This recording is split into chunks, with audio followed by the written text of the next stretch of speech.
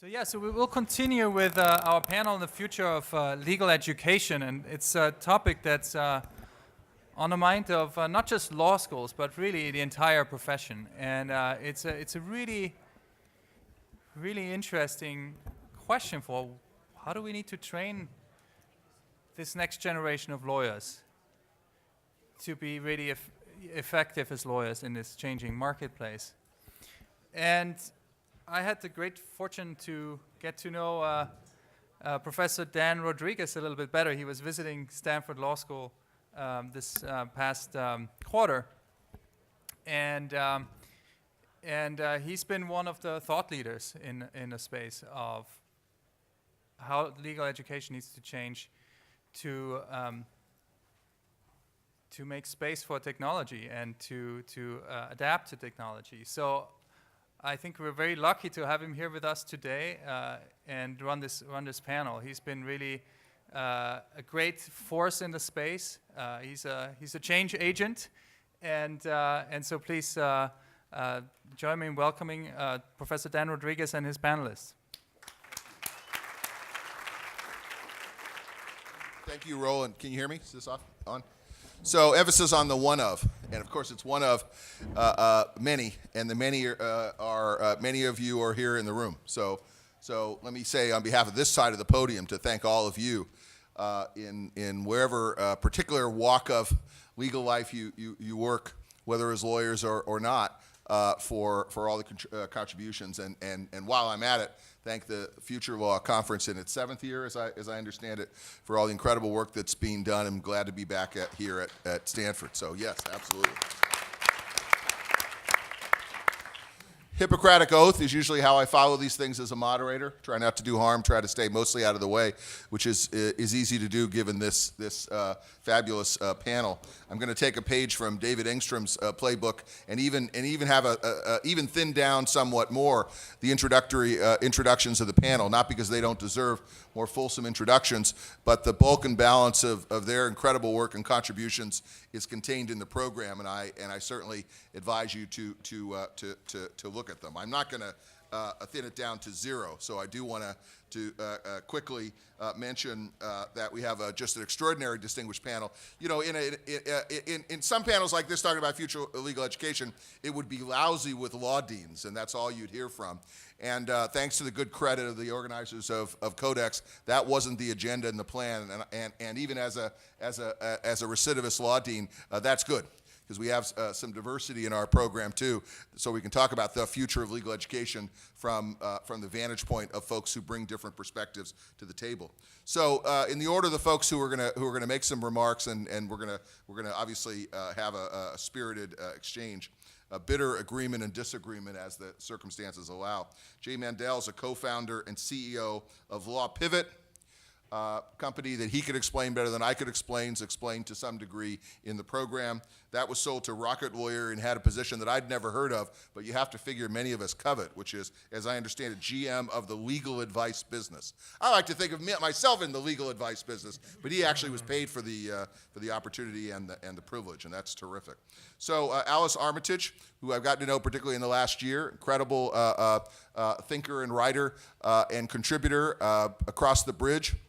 She is professor of law at UC Hastings, where she directs law and technology, and that has, I can tell you from at least secondhand experience, many plates spinning in the air. So she advises and oversees Startup Legal, the Lex Labs, these incredible programs at UC Hastings, and we're glad to have her part of it.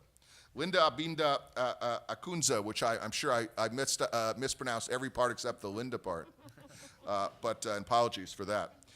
Is Director of Trial Advocacy Skills and Moots at the Law Development Center at Uganda. She, as we say in the business, a triple threat, an extraordinarily important and contributor as a teacher.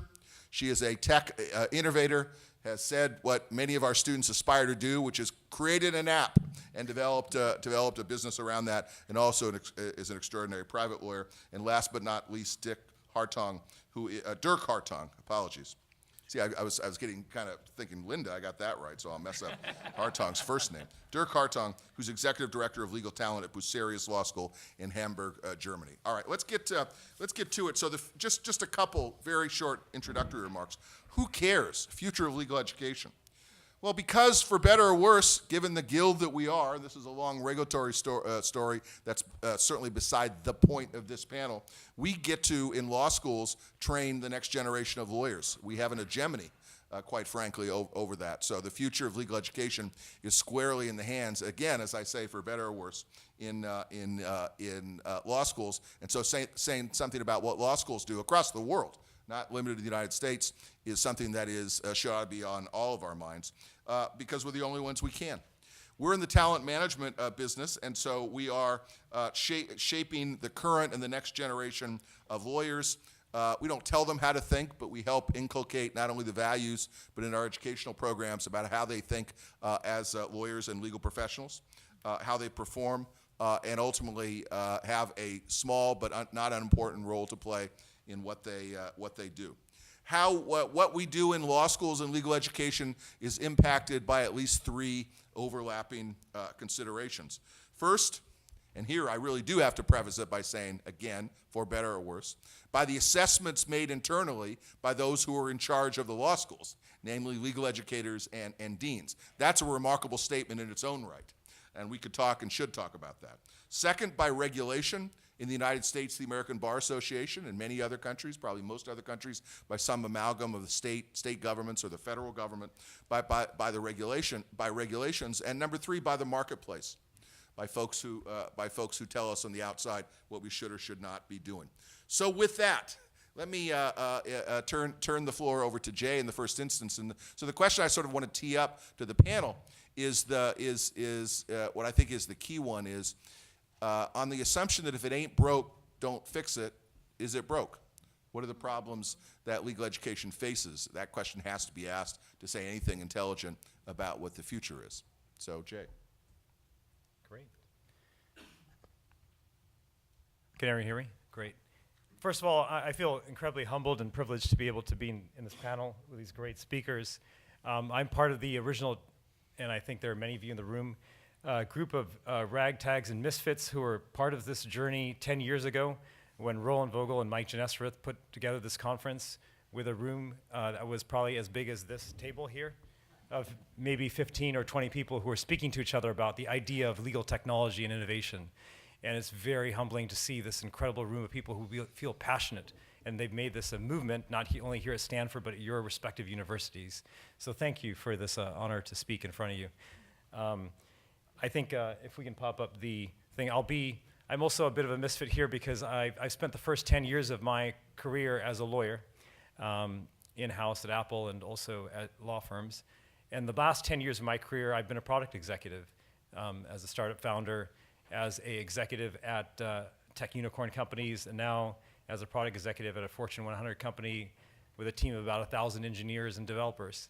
And so I'll give you the blunt truth as to what we expect when we actually try to hire lawyers and work with lawyers from my perspective as a non-lawyer now. And they may be uncomfortable truths, but I am doing this with the passion and the urgency of us trying to change legal education to make sure we are the decision makers. We are not the ones who are last consulted, we're the ones who are first consulted when it comes to making key decisions for businesses. And so I take you through the journey as a startup person as to what is the idea of Law School 2.0. If we take it, and I ask my product managers, how do you go about developing a product? In our case, the new education system. You start identifying the idea of a persona, similarly situated individuals that you start to address as your customer. Our customer here is a startup founder, a private company, or a Fortune 100 or C-level executive building their organization, or even someone at a nonprofit that's building an organization that has legal needs. And so if we take a look at that, what are the needs of these people? The needs of these people are a deep knowledge of the law, something that we teach in 3 years, and we do a very good job at every law school across the nation, from property law to real estate law to contract law. But then they also expect from us, these executives, deep technology or industry experience, so you can opine on that as a lawyer. Second, and the third thing is understand the business and development processes. understand how we're actually developing products as engineers, as product managers, how we're also marketing things, how we're selling things, to understand these processes so you intelligently can opine on that. Now, this is, again, I'll give you the blunt truth, because I hire lawyers, I work with lawyers as a product person. The dislikes I have about lawyers, 2. 1, risk averse. The reason why we don't go to lawyers is because they're the gatekeepers. They're the people that basically are the ones who will say no to our ideas, no to our products, no to the developments we're doing, no to the innovations. That's the reason why they're the last people we turn to, and that should not be the case.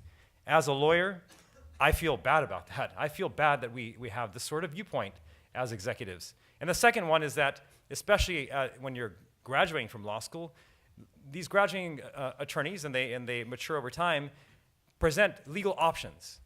You can do one thing on one hand and one thing on the other hand. There's pros to this and there's cons to this, but they don't provide a decision. And so what I'm trying to point out, where is the gap in our legal education where we're not providing the education to allow lawyers to be the decision makers at the front of the table? Can I jump in on that? Yeah, absolutely. So on the risk-averse point, if I channel my inner James Madison, I'd sort of come back to life and say, well, that's, of course, the rule of law. And what you talk about is about the gatekeepers. We talk about the checks and balances of the system that are the wise constraints that keep folks free. They didn't say folks, but keep us all free. So risk averse, that is, we are the gatekeepers of the rule of law, and we're there to provide you the risks that are incumbent because of the laws that constrain the wild and wacky behavior that y'all entrepreneurs would engage in, but for us lawyers. So I think the reason why the executive at the company or the nonprofit would not value that gatekeeping function is because of these 2 reasons. That the lawyer, when they opine on it, they question their ability to have deep technology or industry expertise to actually provide that opinion. They lack an understanding of the processes of how they're developing the product, how they're actually marketing the product, how they're selling the product. And so with that sort of vacuum of knowledge, then a CEO will say, that's nice to know, well, you're getting in my way. And so that happened, I was at Apple, so oftentimes we're in the legal department, and we had that pushback quite often when we had that discussion with our executives at Apple. And I think that's the area where I think we can improve as lawyers. I'm not saying that we still are the folks that are the holders of the ethics, the law, the regulations, but if we are more informed in the way we actually provide that decision, then that allows us to get more sort of authority and influence in the decision-making process. And so let's dig a little deeper in that. So again, the problem that we've stated here is that we are here in Stanford and any other university taught fundamental, but sometimes outdated sort of areas of law. Sometimes the same things that professors teach here have been the same things they've taught 10 years ago or 20 years ago. The other area is that we don't have the business or computer science training, because oftentimes in any business you go to, you say that software is eating every industry. Well, then why aren't lawyers actually understanding computer science? Why aren't they learning technology in order to better opine on these issues? Because it doesn't matter if you're in oil and gas or you're in the areas of manufacturing, computer science and technology are important. And in business, of course, the fundamentals. And even if you were a lawyer, even if you did start your own practice and were a partner, well, the first thing you're asked to do is basically understand a P&L. Why aren't we teaching people about P&L and understanding about marketing their business? And then the last thing is this idea of specific knowledge, the idea of understanding an area which is very unique to you and have critical thinking in the specific area. An example of this is an understanding of AI, understanding of computational law, something we teach here at Stanford, something that actually makes you unique in the marketplace that is very different than understanding just the law, that it differentiates you in terms of your expertise when you work with different clients. And so the proposition, which is provocative again, I always mean to be provocative, is that we're graduating lawyers that are ill-equipped to immediately help organizations make key decisions. We have to train lawyers over 3-4 years to relearn, and then they become valuable in terms of opining and helping us, to the point where executives ask that I will only work with a 5th or 6th year attorney, because they then have the expertise to do it. But why are we not doing it at the law school? And so the solution I propose to you, humbly, is that we actually start to go down the path in our law schools of moving toward interdisciplinary education, of bringing in the classroom CS and engineering students, bringing in business students, bringing in the ideas of product, not only bringing them in the classroom, but also teaching these concepts in the classroom to make sure they're well equipped to go out there and teach and actually start opining in these areas when they go out there in the field. And the idea of experiential education. Now, Socratic method is 10 years old, 100 years old, 1,000 years old. It's 125 years old. All right, thank you. We got the answer. 125 years old, being taught right now in classrooms. You look at the schools like the business schools, you look at the CS schools, the engineering schools, they are constantly changing the way that they actually teach. Experiential education is an important part of the business school. We can learn from our fellow schools here to try to teach in a new way to give people the idea of actually not only learning their fundamentals, but applying them through clinical education or doing design thinking sort of classes, like Margaret Hagan is here as well. She teaches that as well as a number of people in the room. Applying that kind of education using the most cutting edge sort of techniques of actual applied education, and then acquiring specific knowledge like the areas I mentioned. Computational law, which is the centerpiece of this conference here and a centerpiece of Codex and many of your centers in your law schools. And also areas like AI and cutting edge areas, so they understand this coming out. They can start opining and being someone at the head of the table that the CEO looks to and says, what is your opinion about this current technology, AI or otherwise? And so I'd like to provide to you, again, this is a pitch for Law School 2.0, and we here at Stanford tried to actually do some experimentations in the area of experiential education, in the areas of education and applied learning, of specific knowledge. The classes we offer are in the areas of legal informatics, which is an opening in the area of understanding computational law, and also in the areas of understanding legal technology taught by Roland and Mike Geneserith, which is a starting point that we're opening up classes in the next year in the area of computational law to dig deeper on the intersection of computer science and law and natural language processing for law, applying AI to law. And then even teaching our students here at Stanford the idea of what it takes from business, from marketing, from other sort of disciplines to build legal tech companies that I tried to build rather clunkily some time ago in a much better way as soon as they graduate from law school. And then I have the opportunity to teach 2 classes here this year and in the past years that are in the areas of exponential innovations, AI and law, in which we teach students about areas of innovation like big data, like health and fitness, about autonomous vehicles, and how lawyers can start to understand these issues, understand the application of AI, and apply regulatory sort of an understanding on these innovations alongside computer science students, alongside business students, with folks like Dan Lena, who's here as well. And then we also are going down the path of teaching this year the idea, myself and Jameson Dempsey, the idea of startup boot camp for sustainable development and ethics, of attacking really intractable problems like the issues of climate justice, of understanding how to attack the areas of global access to justice, and bringing together students from computer science, business school, and law school. So these are our humble experiments that we're doing here, and there are many other courses that are offered at Stanford. And I know these are also experiments that are happening at other schools like Northwestern and Harvard and other schools as well.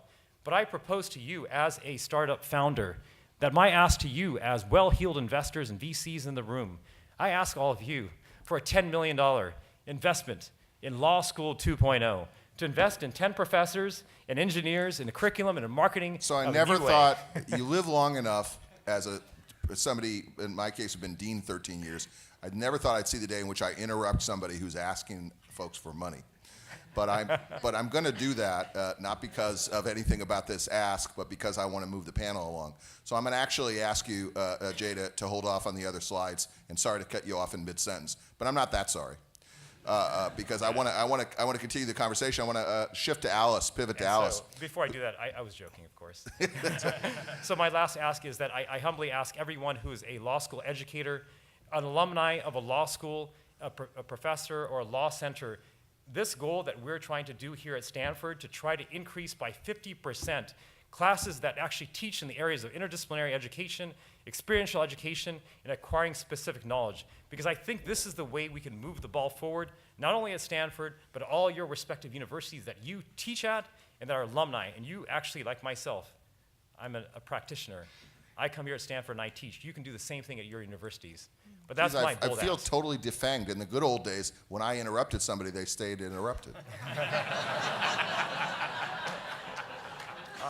So now I'm really gonna ask you to stop, and I'm gonna ask Alice to jump in on Alice. You've worked in Hastings, and you're entitled to the same infomercial as Jay gave, but I'd really like you to reflect, just as Jay has been, on diagnosis of the problem. We have a problem, and what's the diagnosis? Well, I do agree that we have a problem and the system is broke. And I think that Jay has done a great job of saying why the jobs out there for lawyers are different, as they should be different. We are teaching lawyers the way Mandal taught us to in, the 1890s or so, maybe earlier, and that makes no sense. What other profession, what other industry or area of research is doing the same thing? Nobody. So, I think that also we're preaching to the choir here. All of you are interested, involved in legal tech, and I know that all the other professors up here and in the audience are all doing the sorts of things that Jay has recommended. I think the bigger problem is not that the students don't want it. I think the students do want it, but I don't think that the system is set up to allow us to do it. I think there's a lot of pushback from, frankly, a lot of other academics in the legal profession, that what we're doing is, oh, that's not really research, oh, that's not really doctrinal, oh, what do you mean? That's the back office stuff, lawyers don't do that sort of stuff. And that, I think, stems in part from the idea that law is an intellectual profession. And I went to law school, that's what they taught me, but when I went out to practice law, I knew nothing. So it sort of made me wonder why you went to school and then you were unprepared to do what you were supposed to be able to do, except maybe be a professor or a Supreme Court judge or whatever. And honestly, very few of the people who, even those at Harvard, Stanford, or Yale, are going to go on to be either professors or Supreme Court justices. They may be judges, but many of them, even on the way to being judges, will practice. So why don't we teach them what it means to practice, and to practice in the modern world? Litigation is still a huge thing in law, but there's so many other areas, and we don't really go there. Law school starts, really the first year is nothing but litigation. The whole focus is on litigation, moot court, all those other things have much more priority in the traditional system. So it's an uphill battle. I'm sure all of the professors here will agree with me that it's hard to get the rest of academia on board. That is, of course, also impacted by the regulation that Dan pointed out, by the state, the ABA. It's all, we are self-regulated. Who else gets to decide the laws to keep you the way you are and keep everyone else out that wants to do it differently? So we have a system in place that also is broken and keeps legal education broken. I think the only hope is the marketplace, that people like Jay and other companies will want to hire lawyers, law students, that are taught the skills that we're all trying to teach them about legal technology, about business, about how to think differently about risk, how to understand your client, how to provide client-focused services. I mean, who else, what other industry doesn't think about their consumer and who they're selling to? That is what happens now. And I think a lot of lawyers are like sitting on their laurels. They're making more money than they ever did, and they're like, why should we change? And to all of them, I just want to say, the taxi industry thought the same thing in 2007, and look where they are. So on that, I will let everyone else speak. But I think we have a lot of work to do. So we have, and I understood, and I hope this is right in understanding Jay's interesting comments and Alice's as reflecting on global considerations, although of course we look for the keys where the lamppost is as part of our occupational hazard.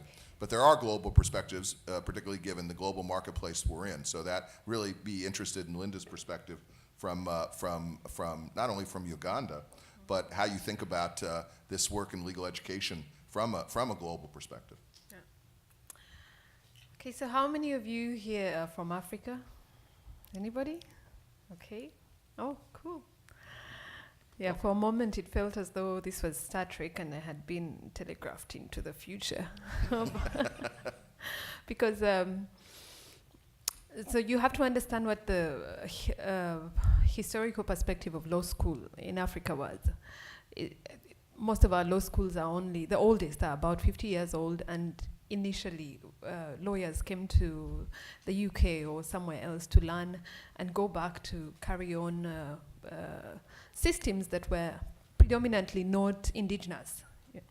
So we have inherited educational systems that are sort of disjointed from our understanding of what justice is and what really works. So you will have our law schools teaching things that the majority of our access or our justice solutions don't depend on. You'll have a very big degree of people that do not get solutions, legal solutions, but the solutions that we teach in school will be the kind that are used by or afforded by only 1%. So despite feeling that I've been telegraphed to the future, I now realize that we still have the same problem. We still have a legal education system that is disjointed from the solutions that the markets want, and the same problems remain globally. So from the African perspective, I think that our solution not only lies in training lawyers that can solve our problems, but also training them in methods that will be embraced or that are closer to home. So that instead of, for example, for our criminal law, instead of having punitive reforms or punitive justice, you have restoration, which is much closer to my African setting. So people will feel that they can live or they will forgive somebody that has committed a crime if they all sit down together and say, okay, so this is how I felt and this is why you did this so wrongly, as compared to the person just being locked away. I don't know whether you get what I mean. And that reproduces itself in so many other settings. So you will have case backlog that is mind-blowing. You will have tens and tens of thousands. Just last week, somebody was telling us that he had received judgment in a case which started when he was 6 years old. And 23 years later, having gone through law school, he argued the case and finally won it. 23 years long. And even getting that judgment will not mean that he will then receive the judgment amount. So you have things like mediation after an appeal. Clearly, that we must not only bring our methods up to date, but we must also make them, they must be our own solutions or our own ideas on what justice is in our African context. So there's that balance between what the global market is, but also what our African solutions are, so that our education merges those two. I don't know whether I have answered you. No, thank you very much for that. Just, again, this may be a piece of information that's known to all of you or most of you in the room, but in the possibility that it's not known, let me mention it as well. One of the, among the various kinds of hubris that we have in the United States in terms of the development of our educational model, one part that goes back a long, long way is our clinging to the model of legal education through the prism of a JD, which is postgraduate training, 3 years, no discretion, that's a question of regulation, on top of an undergraduate experience. In virtually every other part of the world, law is an undergraduate degree. Now, it's not as simple as that. There are expectations of training. There are countries that have bar schools and all of that, so it's not, it's an oversimplification to say you can have an undergraduate degree in law and hang out a shingle in every country in the world. But nonetheless, the fundamental brute fact that we require in the United States law to be a postgraduate degree has enormous implications, from the high costs and debt burdens for our students, the triage in some sense, or the lack of access because of folks who are not willing for good reasons to make that kind of investment, the guild that in some ways. So can I press back and ask Linda the question not only about Uganda, but about your experience of looking throughout Africa? Is it correct to say that law is an undergraduate degree, and is there any experimentation or thought of experimentation, as there is in some countries or it's places like in Australia and Japan and the Middle East, with actually moving toward a postgraduate model? Okay, so I've taught tri-advocacy across 4 countries in Africa: Kenya, Botswana, Malawi, and Uganda. And in all those countries, and as far as I know, law is an undergraduate degree. So you will go straight from high school to a 3 or 4 year degree, and then instead you will have a postgraduate training, which is where I teach right now, that then the regulation requires that you must have a bar exam, but for us it's a bar course, full training. Yeah.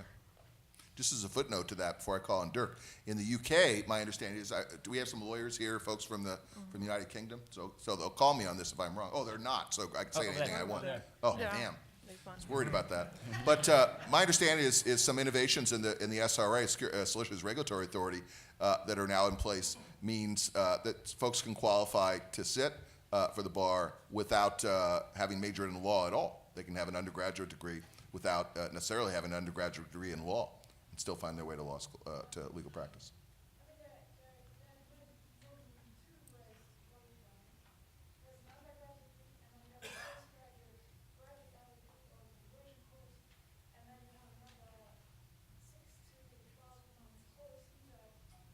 For college.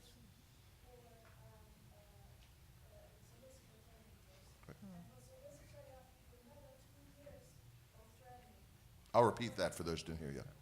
Yeah, so the short answer is more complicated than I described. You can as is typical, welcome to my world. You can qualify for training with an undergraduate degree in law. If you don't, there are other requirements that apply. Anyway, without further ado, Dirk? Yeah, I'd like to start with answering the question that you didn't ask me on the undergraduate graduate, because I have some thoughts on that. I realized that in our faculty, none of my colleagues has any other degree than law. And that says something. That's your perspective on the world, on the methods you use to kind of cope with all that's going on. It's always and only law. So I would be in favor of actually going to a graduate system, while Germany, we have 5 years. So interestingly enough, you get out of school and then you need about 2 more years and you need over at your place. And so I think it's really important. And one of the solutions that we're looking on, and it might just be grass is always greener on the other side, but one of the solutions is how can we maybe get people to adopt a more natural science-based view on the world while they're in law school. And I feel it's a big advantage that people in the US have, that you can theoretically market your schools to people with some kind of natural science education. So much for that. I thought it might be interesting to very quickly say something about the European Union. As of right now, we're 28 member states. Right now, I think. There's no Jexit coming down the pike, is there? So, and we have, I think, roughly between 200 and 250 law schools, which is a lot. Out of those, let's make them 250 for the purpose of telling a good story. I would say about 5 are taking hard science-based education in law seriously. And by seriously, I mean they have more than just 1 or 2 lectures or a group. They have strategic vision. They have maybe a degree. I think we have 2.5 master degrees in legal technology, with Buterius being the 0.5 degree, because we kind of have it on the website, and it's actually pretty good. I wouldn't call it a full degree. And there are 2 places, one in Spain, one in the UK, where people have taken the decision actively to say, this is the way forward. I would say there's probably, in the vicinity, you have another 10 schools that do, all over Europe, that do adopt, or that would say that this view of the world is probably not wrong. So it's very diverse, and I think since you asked before, is it broken? Now we know what the system looks like. Now we know that only a little minority is developing in the direction that we might probably all agree on. And I think the 2 issues that we got here is, one is speed.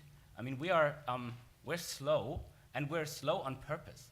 I mean, because we're dealing with people's education. That is, and think of it as an undergraduate thing. If we get it wrong, those people have no formal qualification of any use. So the system is designed, it's working as it's intended, even though it's probably not working as we'd like it to work. It's slow, and the second thing that I think is worth mentioning is brand. I mean, over at Buterius, we're doing quite well, and when I talk to people, they fear that when we change the way we've been doing things for a long time, Buterius is 19 years old, seems more like African in terms of age here, but they feel that if we change that, people stop taking us seriously, and they're like, well, that could substantially damage a brand. And I feel that that's something that many good law schools around the world are thinking about. It's you don't want to just change that, because people it might look like you have to change because that's your only way forward, and you're doing quite well with having like graduates and they get jobs and things. So while these systems are working as we built them, I would agree that it's not the best way of working. And I would say the third remark is that there is a reason for them being slow, and for us, like, not in big cohorts making the change. That is, you know how hard it is to teach like natural science to people? And it's really hard for them to understand. And while we're very good at teaching like the law to people, we don't have much experience teaching other stuff. So, and yet we are good at what we do, and we want, if we do something else, we want it to be of like remarkable quality, but it's really of sort of, at least that's what I've been experiencing, it's a trial and error approach. Because there's not much expertise. How do you teach applied statistics to someone who has decided to go to law school? That is a new educational challenge. I see like pockets all over the world and solutions on how you can do that, and maybe you can get to that in a minute. But I'm just gonna say, it's not necessarily unwillingness or people or systems being broken. It's that systems were built for another purpose, and that right now, they're not fulfilling that purpose anymore. But they're working as they intended. So can I come back to Jay, because this you'll tell me whether this is exactly in the spirit of the really interesting template you gave. So Dirk touches on two things that occurred to me about that. One has to do with what he just said about the we, the faculty, because it was clear in your presentation that the movement toward other kinds of skills that you want and demand and expect, and you say the marketplace demands, of learning. You mentioned computer science. You talked about those business development skills. I think we can concede that the faculty of the present at our nation's law schools are by and large ill-equipped. Conspicuous exceptions, many of whom are here in the room, some on this panel, but those are not the norm. So it really requires a rethinking of who the we is on the faculty. And I guess the question is sort of, is that right as a premise? And if so, what's the pattern to get that? And the other issue that it was raised that I think goes directly to it is something about what I was, as I was being obnoxious about, which is the Stanford-centered part of this. But let me ask a less obnoxious version of that. You're not proposing that it be scaled in any particular way, right? Stanford's going to continue to take a couple of hundred students in every year. It could be the gold standard with respect to the marriage of interdisciplinary modern training in law and business technology, just as you say, while maintaining its brand as one of the nation's great, most prestigious law schools. But even if it does all of that, it's still producing a couple of hundred law graduates who have those particular sets of skills. What about how much of this is important to scale at some level, to cross the boundaries to the 200 law schools in the United States, what I understand to be 250 law schools in Germany. There are European Union. In the European Union. Yeah, like there are 40. 600 law schools in Mexico. There are 800 law schools and climbing in China. I mean, just the scale of that in some ways. So I wonder if you could say a bit about that. That again being the faculty part, the sort of how you configure the faculty, and second is how you think about this in connection with worries that law schools have, and I think Dirk's exactly right, that they would be harming their brand if they tried to just basically move from the playbook that they've succeeded with to something entirely different. So I think that's a very fair point. I think there's actually, it's somewhat paradoxical to me that the top universities in the so-called top 20 US News and World Report, the ones who can afford to be the most experimental, the ones whose brands are already established, it doesn't matter if XYZ law school in the top 10 will remain number 2, 3, 4, 5 now, as it will 5 years from now, as it will 10 years from now. They're the ones who actually should be doing the most experiments and setting the standard for actually all the other law schools. It so happens that Stanford is one of them, Northwestern another, Harvard. There are many other universities that we can speak of. UC Hastings is a great law school. It's represented here. These are schools which actually have amazing other universities in computer science that have incredible schools in business that happen to actually be adopting this disruptive model within their schools themselves. They're recreating their curriculum and they're maintaining their actual stature as top 10 schools in the world. So they're models for us to actually look at disruption within us, because we shouldn't be worried about our reputation. We shouldn't be worried about teaching the same classes and that will keep us at number 1, 2, 3, 4, and 5. We should be the ones that actually are the ones who increase our offerings for interdisciplinary education, that produce the best decision makers, the best leaders, the best thinkers, not the best lawyers. We need lawyers to be the top decision makers at organizations. And I think if we take that lead at Stanford and Harvard and Northwestern and all these schools I've mentioned, then it'll be safe for all the other schools to do the same thing. And it's really, I take the example of Michigan State that Dan taught as well. It was interesting that a state, and what ranking was your school at the time? 100. So schools like Michigan State were doing incredible experimentation in the areas of actually bringing in interdisciplinary thinking and design thinking. They took that experiment and they did it, and actually that resulted in a lot of their students actually getting jobs in top law firms. Not And to mention they're in the Final Four of the NCAA. Yeah. Don't So- think that's a coincidence. That'll get the So I'd point. say that even in the case of the top law schools, we should be experimenting. It will not harm our brand. And in fact, to differentiate as a number 100 or number 120 law school, if you're going to copycat the top 20, well, you're never going to become the top 20. Your goal is to actually differentiate and find ways for you to provide a unique education that actually builds their thinking in computer science and business and interdisciplinary thinking and design thinking and product thinking, so that you create the best graduates that law firms covet, that places like Apple or SAP where I work, we covet those type of attorneys from the viewpoint of the consumer. So that's my, Can I break in here a second? So from coming in from Hastings, which has fallen in the rankings dramatically in the last 20 years for a variety of reasons, but I think that when you look at most of the law schools in the US that are doing the most innovative things, Stanford and Northwestern are kind of outliers, but the others are Michigan State and Chicago, Kent and Suffolk and Hastings, trying to do something to say, look, you know, the rankings aren't the only thing you should pay attention to. If you want maybe to get a job, if you want to have a different kind of training, come to us. And I think that we don't have a brand to lose, or we want to, you know, we want to make our brand better, and we're trying to do it by being innovative.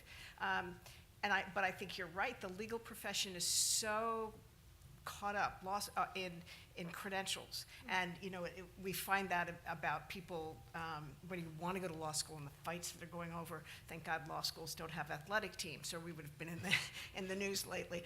But I think that it's both the profession and then in law school and in academia, credentials matter, and it's making us follow the leaders all the time. And so I you know, am grateful that Michigan State, Chicago, Kent, and Suffolk, and Hastings, and the deans at those schools have seen the light and said, you know, let's be innovative, let's do something different. And I also think the legal profession has to get there and hire, like Jay said, don't hire someone just because they went to Stanford, hire them because they have this great training that they're going to be able to use the day they get out of law school. And we're not going to have to teach them for 3 years to learn how to practice.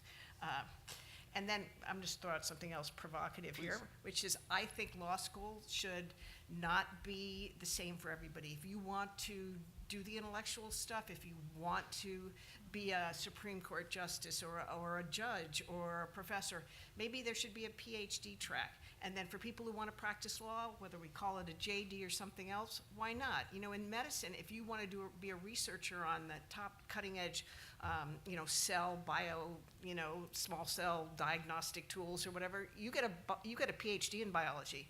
You don't have to get a medical degree. And if you want to practice medicine, you get a medical degree.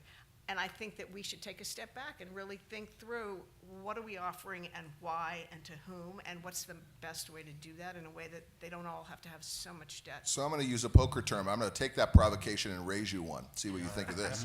Which is, you know, this is very much connected to an optimism that I don't have every day, that regulatory reform will come in terms of the way in which law schools are regulated, and the idea that law school is one size fits all in the US, has to be 3 years, has to be taught by full-time faculty, and all of that is eroding before our eyes because of a lot of pressures. So we will witness a time in which there will be a destabilizing to the guild that exists that separates out lawyers to this horrific expression, non-lawyers, that exists and persists and keeps up our hegemony.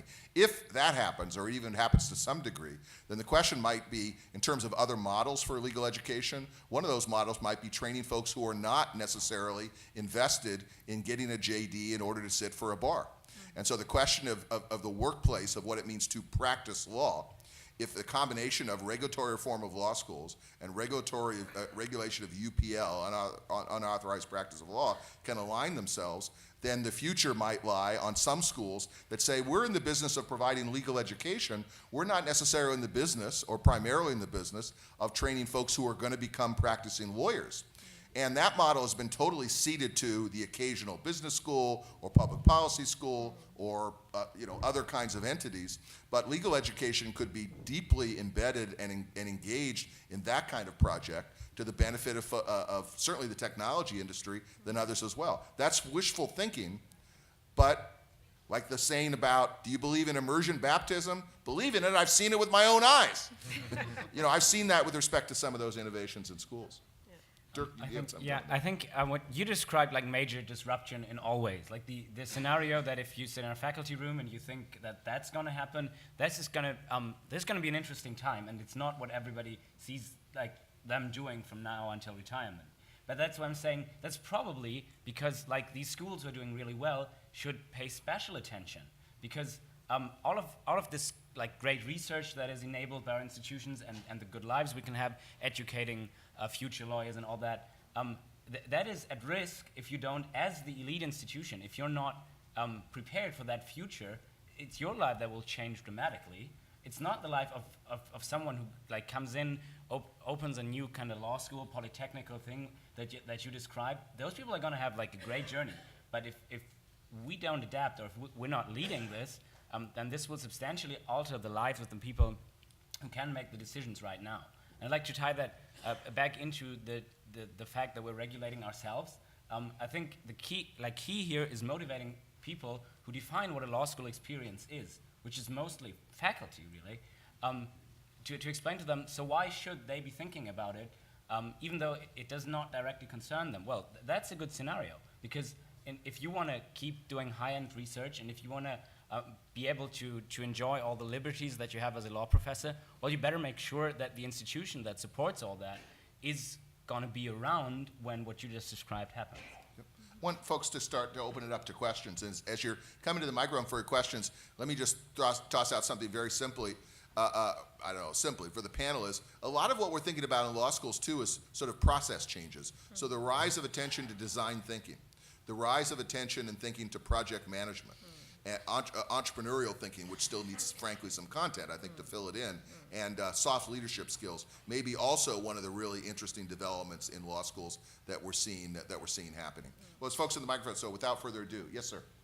Hi, yes. My name is Michael Aseri, and I actually reached out to you, Dean Rodriguez and Professor Armitage.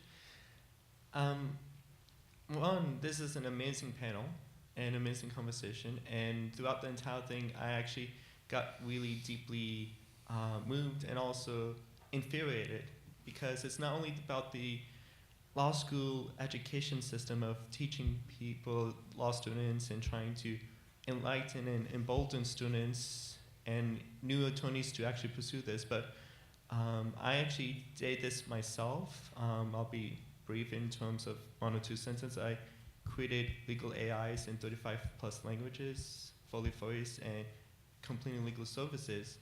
And I receive out in the legal field just threats, death threats, people telling me that this is stupid, or people saying that just all different types of gamuts of actual attorneys saying when I was looking for jobs in the past, just people saying, we only want normal attorneys, we don't want you just know too much technology. And the reason why I preface this is because the actual legal field itself, I feel, is hostile still. And that's something in which I'm kind of concerned with this type of initiative of pushing it, because I'm not sure if it fully will be embraced. I know what Dean Rodriguez, your response to me in the previous about it. I just was curious about more conversation on this topic of, even though it's great intention, it's just, I'm not sure if it's Thank you for that. So this unholy alliance, what do you guys? think. Nice point. Thank you. Maybe I can cut into that, because I think if there is a place that is resistant to these ideas, it would be where I come from. And I think that I want to agree with what Professor Dan was saying, that for us, coming from a resource perspective, we don't even have the resource to teach lawyers to code and some of those things. But what we can teach them is break down that resistance right in the way we teach, and prepare lawyers to work more with other professions, and to get rid of this isolation and this whole feeling that when you're a lawyer, you know, you're an expert on everyone else's subject. No, I think that we need to prepare lawyers who can work with other disciplines very well without being threatened, and still be able to make a contribution. And that we create that resistance in the way we teach right now, and that's something we can change. Great. Thank you. So I have two comments. So one of the good points that the panel has unanimously articulated is greater need for interdisciplinary education for lawyers. So I'm an engineer, and engineers have a similar need. But engineers take 4 years to learn what they need to learn. So why shouldn't the lawyers also be spending 4 years in the law school to get their law degree? So I'll say, I mean, I know it's a rhetorical question. I'll give you half a sentence on that. We do spend 4 years. It's called our undergraduate education, I think. So let's not think that they're just starting from scratch out of high school. So we hope that those 4 years make some difference, some impact on them in what they learn after when they go to law school. Right. So the other question is a little bit at a more deeper level. I have noticed in other related fields, such as medical education, where learning the vocabulary of the field is a big problem. Just understanding the meaning of the terms and how they are related. And not being a lawyer, I have read some legal documents, and I'm confronted by the vocabulary. You know, I don't even understand what they're talking about. So, do you see that as a challenge in legal education? Res ipsa loquitur.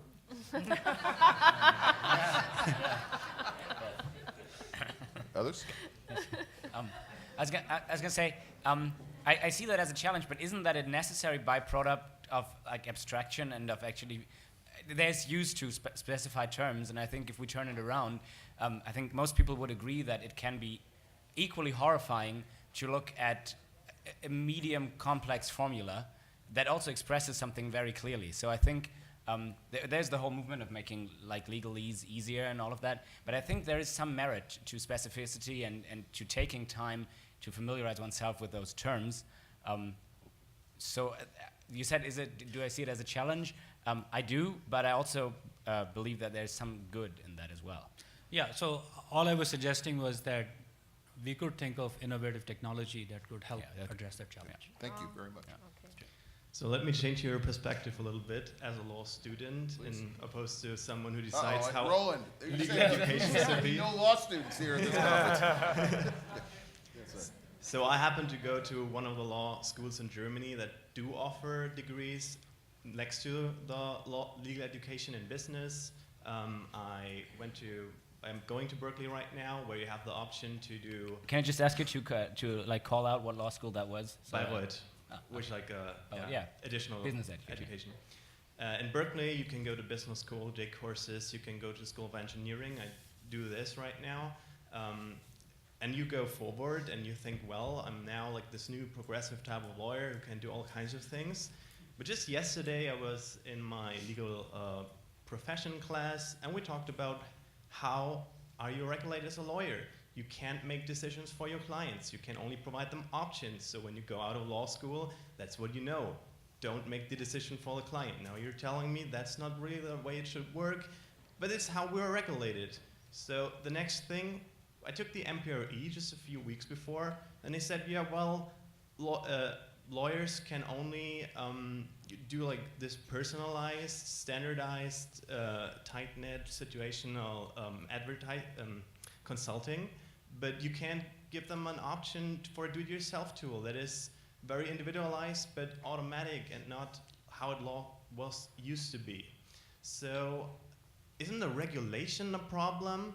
Isn't that what, like, if you send educated law students out of law school, they run into all these rules that were built up for 60, 80, 100 years, how a legal profession is supposed to be. They're still taught and they're still enforced. That's the problem. Like young lawyers, we don't have like the money of a big business to just change the rules. We can't lobby on it.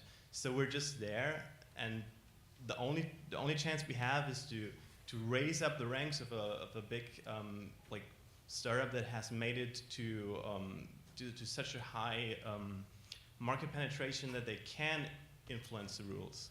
But that's maybe the first thing that needs to change, not the education, but the regulation. So then people can take care of the education themselves.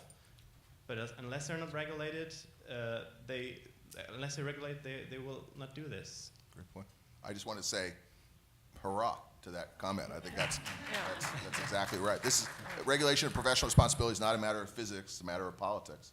So, But can I rain on that, Ray? Because I'm thinking of this morning of the two different sorts of problems that you have in the world, and I'm actually working a lot in professional regulation law and all that. But well, the education thing is something that we probably can fix right now, like in our institutions.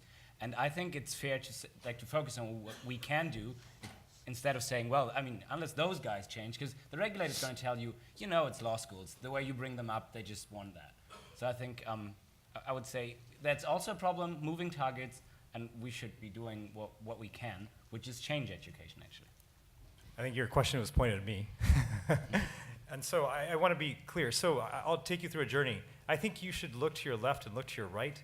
This room is filled with people who are disruptors. Mm-hmm. These are people who've walked out of legal professions and decided, the speaker two before you was basically creating legal AI platforms. These are disruptors who say, yes, we'll do it ethically, yes, we'll follow regulation, but we'll fundamentally change the way that we practice law to democratize access to law to the middle class, to the lower class, to provide better services at a cheaper cost to consumers. This is this room right here. This is the room of people, the innovators who are actually changing the way we'll practice law now and into the future. This is the mandate of Codex. And I think these are the type of people. Again, this was only 20 people about 10 years ago. This is 1,000 people in this room right now, and probably a few 1,000 more in different parts of the world. And so I think, talk to these people. Talk to them, understand what they're doing. I mean, very humbly speaking, I got fired after the dot-com bust when I went to a law firm. What did I do? 2 years out of law school, I decided to basically start a company to outsource patent work to India, to figure out how to provide services to large companies in a more affordable way. So, I failed. What did I do? I created an opportunity out of it. I'm saying that this is the same thing you can do in your thing, and you don't have to fail as badly as I did, but I'm saying there are people around here who are way more successful than me, and people in this panel that have really disrupted and took these things head on, and we're trying our best, but look around. thank you. Yes. Hi, my name is Pepe Toriello, and I just want to talk to you about my experience as a Mexican lawyer, as a Northwestern alumni, and Bucerius Law School alumni too.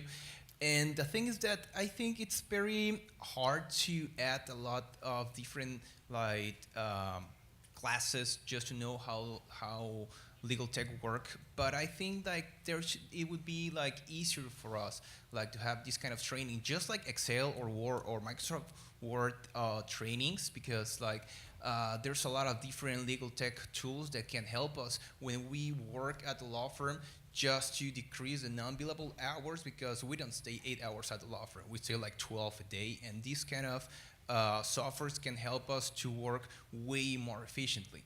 And I used to work in different big law firms, and that was the main problem. And now that I have a legal tech consulting firm, it is very hard. I mean, I think the hardest thing was to learn about a little bit of coding, but that's really hard to learn in law school. So this kind of academic reform should start maybe at high school or undergrad, because it will be way hard to learn how technology works only at law school. Maybe like an undergrad, if you start learning how to code, and there's a lot of different languages, but just to know how the structure work, and then we can apply that knowledge in order to start working with artificial intelligence software such as, I don't know, there's a lot of them, like Luminance and contract managers. And I think that this educational reform should start even earlier than law school. And in law school, maybe it will be easier just to get the same training for words or for Excel, but to use this kind of software so when we start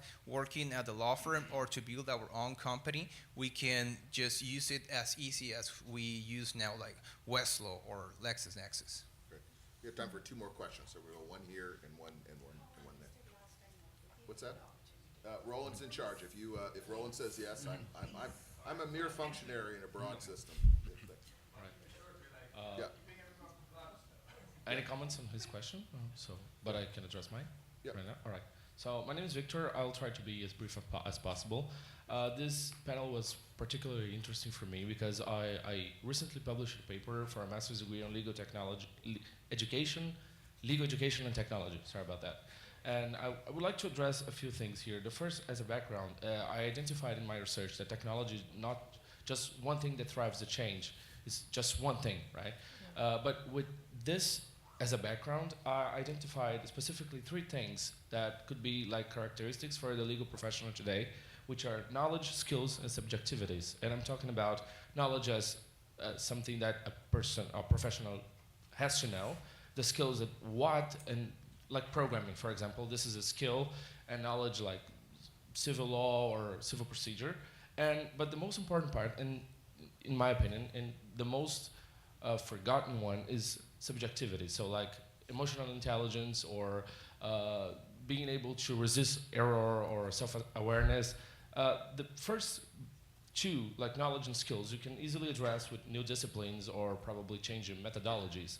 But how do you bring those subjectivities or these characteristics like emotional intelligence to legal education? How can law schools do that? So this is my first point. Let me stop you there, in the interest of time, with apology. We'd love to have you talk after the panel, and I'm going to get the other 2 questions in, and then if somebody wants to send, then we can close off. But I really appreciate your train of thought, but I just want to get on to Oliver, and then one more question, then yeah.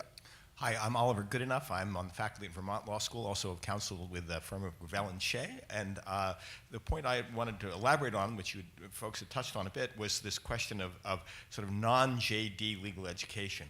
Because one of the patterns that we've seen at Vermont with some success is the fact that you can have a parallel education track. We have, especially in the environment, and we have now about a quarter of our students are non-JD master's students in law and in environment in a very directed way. They don't need to know the laws of family law and things like that to be good environmental agents of some kind. So with legal tech, and again, that pattern is being played off in a number of schools across the U.S. that you're seeing this kind of secondary track coming out. And there are a number of schools that I'm aware of that are beginning to think in that terms for legal technology. So my point, it's not so much a question, this point, is that as that goes forward, I would encourage people to think about the legal education as not just the bar qualifying JD, but this suite of possibilities. And those of you who are employers in the room, think about finding people who come out of those programs with a lot less debt and perhaps the knowledge you need. Here. Thank you. Please. Yep. Well, thank you so much for giving me this opportunity. Sure. Quickly, I would like to say that first thing is that education is not necessarily related to just having jobs. Education is far more than just what job am I going to get. That's more like a skill developing set and everything else. Second is the fact that not everybody can become everybody. Lawyers cannot become doctors or scientists can't become lawyers. So it's very, I don't think that it's a very, a practical thing to think that lawyers should know everything about biochemistry, or the biochemists or the AI people should know everything about law. What it requires, the education system, in my opinion, and I speak that because, let me please tell you this, that I started out as a scientist. I got my bachelor's, master's, and PhD and a postdoc in biophysics and molecular biology and pathogen genomics, which I then followed up with master's in public policy and administration, as well as a master's in economics. And I'm currently studying law at the University of London. So I basically am trying to bring the whole circle around here. And in my opinion here, the thing is not that everybody has to learn everything, otherwise there is no point of having divisions and subjects. The thing is the communication gap. So a lawyer to understand, and it's not just like you're doing, Jay is doing over here, is because, you know, Silicon Valley is all about AI and stuff like that. So people, lawyers and everything, they need to understand a lot more of it. But if you are in somewhere where Professor Linda is, then your need to understand what it is that is pertinent to that area has to be done.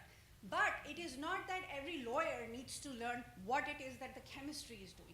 What is the gap between that?